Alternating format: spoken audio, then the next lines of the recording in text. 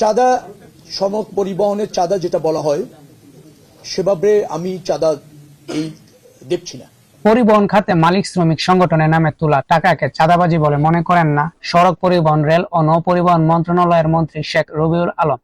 এই অবস্থানের পক্ষে যুক্তি দিয়ে তিনি বলেছেন, তারা এই টাকাটা সমঝোতার ভিত্তিতে তুলছে, জোর করে আদায় করছে না, এজন্য চাঁদা বলা যাচ্ছে না।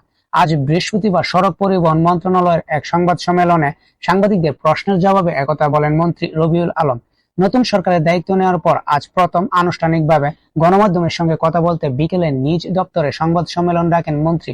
এ সময় ওই তিন মন্ত্রণালয়ের প্রতিমন্ত্রী হাবিবুর রশিদ ও রাজীব হাসান উপস্থিত ছিলেন।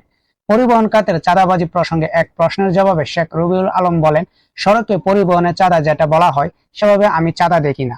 মালিক সমিতি, শ্রমিক সমিতি তারা তাদের কল্যাণে এটা ব্যয় করে, এটা অলিখিত বিধির মতো। চাঁদা আমি সেটাকে বলতে চাই যেটা কেউ দিতে চায় না বা বাধ্য করা হয়। মালিক সমিতি নির্দিষ্ট হারে টাকা তুলে মালিকদের কল্যাণে ব্যবহার করতে চায়।